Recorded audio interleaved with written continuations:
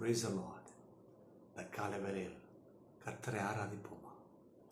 ஆபிரகாமின் தேவன், ஈசாக்கின் தேவன், யாக்கோபின் தேவன் நம்முடைய தேவன். ஆமென். வாருங்கள் கர்த்தரை ஆராதிப்போம்.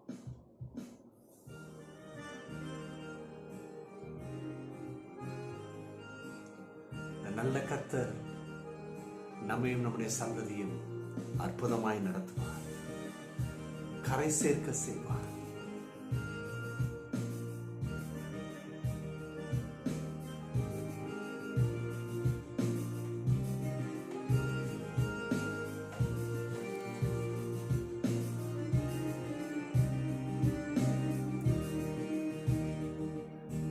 யாக்கோபின் தேவன் என் தேவன், எனக்கென்றும் துணையவரே, எந்நாளும் நடத்துவாரே. யாக்கோபின் தேவன் என் தேவன், எனக்கென்றும் துணையவரே, எந்நாளும் யாக்கோபின் தேவன் என் தேவன், எனக்கென்றும் துணையவரே, எந்நாளும் நடத்துவாரே. என் யாக்கோபின் தேவன் என் தேவன், எனக்கென்றும் துணையவரே, எந்நாளும் நடத்துவாரே.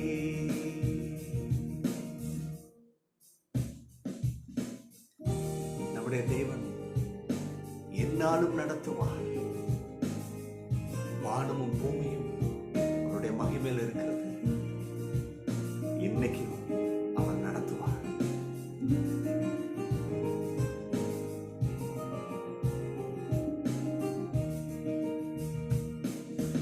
ஏதும் இல்லை என்ற கவலை இல்லை, துணையாளர் என்னை விட்டு விலகவில்லை. ஏதும் இல்லை என்ற கவலை இல்லை, துணையாளர்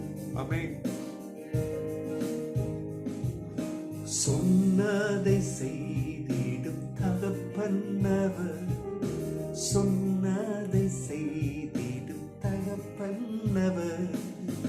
நம்புவேன் இறுதி வரை,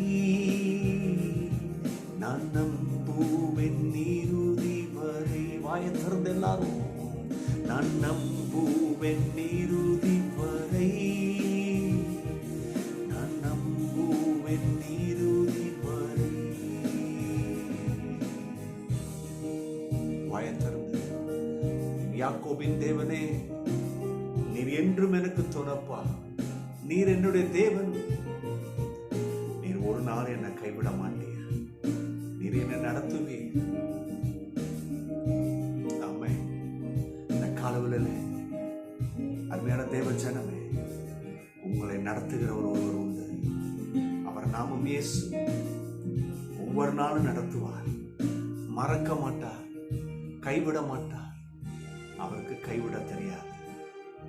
கலங்காதீங்க. ஆமென். இயேசுவே, இன்னைக்கு உங்களோட பிள்ளைகள் உங்க சமூகத்தில் வந்து நிற்கிறாங்க. நல்லா குறைஞ்சு போயிருக்கலாம். பலவிதமான கேள்விக்குறிகளோடு கூட நிற்கலாம். ஆனா இன்றைக்கு இந்த காலவெளியில உமது பிள்ளைகளை தைரியப்படுத்துங்க. உங்க வார்த்தையை அவங்க வாயில வைங்க. இப்பொழுது தேவ அபிஷேகம் அவர்கள் மேல் இறங்கட்டும். ஆவியிலே பலன் உண்டு பண்ணுங்க. அவங்க கையின் பிரயாசத்தை வாய்க்க பண்ணுங்க. ஆமென். கையின் பிரயாசத்தை சாப்பிட கிருபை செய்ய. ஹல்லேலூயா. ஆமென். கண்டிப்பா கர்த்தர் அப்படி செய்வார். இன்றைக்கு ஏசாயா தீர்க்கதரிசன புஸ்தகம் 50ஆம் அத்தியாயம் 7ஆம் வசனம். ஆண்டவர் எனக்கு துணை செய்கிறார், ஆகையால் நான் வெட்கப்படேன். நம்ம பாடினோம் பார்த்தீங்களா? இந்த யாக்கோபு அவருக்கு சில நேரங்களில் அவமானம் எல்லாம் வருதுதான். நினைச்சது ஒன்று, நடக்கிறது ஒன்று. ஆனால் கர்த்தர் துணை இருந்தார். அவரை வெட்கப்படல. அவரை வெட்கப்படுத்தல. கர்த்தர் தலைநிமிர செய்தார். unshaken by opposition. எப்போ எப்படி ஒரு சில காரியத்தை சொல்றேன். அதுக்கு முன்னாடி இந்த வார்த்தைய மனசுல வைங்க. ஆகையால் நான் வெட்கப்படேன். therefore I will not be disgraced. அவர் நமக்கு துணை செய்ய வேண்டும்னு நீங்க நிக்கிறீங்கன்னா அப்போ ஏதோ ஒரு துணை உங்களுக்கு வேணும். ஏதோ ஒரு காரியம் உங்களுக்கு நடக்கணும்.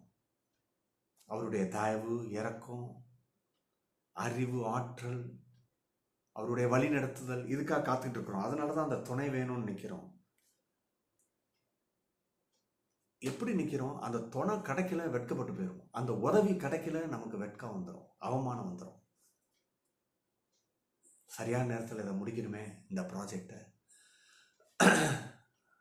என் பிள்ளைக்கு சரியான நேரத்தில் எல்லாம் நடக்கணுமே. அவருடைய படிப்பு, அவருடைய வாழ்க்கை தரம், அவருடைய வேலை வாய்ப்பு, அவருடைய திருமண காரியங்கள். பாருங்க, இதை குறித்து ஒரு பயம் வரும்போது தான் வெட்கப்பட்டுருமோன்னு பயம் வருது. ஆனா therefore I will not be disgraced. நான் வெட்கப்படேன். முதல் காரியம், trusting in God means we are not defined by the opinion of others or by temporary setback. அதாவது கடவுளை சார்ந்திருக்கிறோம், கர்த்தர் மேல நம்பிக்கை, விசுவாசம் சொன்னா என்னன்னா, அதனுடைய அர்த்தம் நிறைய பேர் தப்பா புரிஞ்சுக்கிறாங்க. அதனுடைய அர்த்தம் இது கிடையாது. என்னன்னா, ஏதாவது வேற ஒப்பீனியன் கிடைக்குமா, செகண்ட் ஒப்பீனியன், தேர்ட் ஒப்பீனியன், இதுக்கு நம்ம டிஃபைன் பண்ணிட்டு இருக்கிறோம். ஆனா we are not defined by the opinion of others. அவங்க என்ன சொல்றாங்க, இவங்க என்ன சொல்றாங்க, இல்லைன்னா ஒரு டெம்பரவரி செட்பேக், அது கிடையாது. ஏதோ இப்போ எனக்கு ஒன்று நடந்துட்டா போதும், அப்படி கர்த்தர் செய்யறதில்ல. அவர் நம்முடைய வாழ்க்கையில அதிசயத்தை, ஆச்சரியத்தை, நிலையான காரியமா செய்கிறார். ரெண்டாவது, Jesus endured shame on the cross. இயேசு சிலுவையில எல்லா அவமானத்தையும் வாங்கினார். ஆகவே அவர் வெற்றி எடுத்தாரு. இப்போ என்ன நடக்குது? அவர் நமக்காக அவமானமாக்கப்பட்டார். நம்ம அவமானப்பட வேணான்னு தான். எத்தனை பேருக்கு சொல்றது விளங்குது? உங்க சூழ்நிலையில அவமானம் வர்ற மாதிரி இருக்கு, தலைகுனி வர்ற மாதிரி இருக்கு, ஒரு பெரிய கலக்கம், ஒரு பெரிய பயனா, இம்மிடியேட்டா பிக்சர் பண்ணுங்க. இல்லை, அன்னைக்கு கல்வாரியில எனக்காக, என் குடும்பத்துக்காக, என்னுடைய பிசினஸ்க்காக, என்னுடைய வேலைக்காக, என்னுடைய ஊழியத்துக்காக அவர் அவமானப்பட்டார். என்னுடைய வெற்றி வாழ்வுக்காக, என்னுடைய சமாதானத்துக்காக, என்னுடைய குடும்பம், இது ஊழியக்கார குடும்பம், கர்த்தருக்கு மகிமையா இருக்கணும். ஐயோ, ஒரு புயல் வீசிடுமா, ஏதாவது தப்பா நடந்துருமா, வழி வேற மாதிரி போகுமா, ட்ராக் வேற மாதிரி போகுமா? இல்லை, அந்த நேரத்தில் இதை கொண்டு வந்து நிறுத்துங்க. இல்லை, எனக்காக அன்னைக்கு அவமானப்பட்டார், நான் அவமானப்பட மாட்டேன். ஆமென். மூன்றாவது, if we stand with God, he will turn our shame into glory. நம்ம கர்த்தரோடு, இல்லை கர்த்தர் எனக்கு சொன்ன வார்த்தை நடக்கும்னு நீங்க நம்புனி அவரோடு கூட நின்னீங்கன்னா உங்களுடைய அவமானத்தை மகிமையா மாற்றுவார். நம்புறீங்களா? இன்னைக்கு கர்த்தர் அதை செய்கிறார். போய் எடுங்க, இந்த வார்த்தையை சொல்லுங்க, நான் வெட்கப்படேன். நீங்க வெட்கப்பட மாட்டீங்க. கர்த்தர் உங்களை அலங்கரிப்பார். God bless you.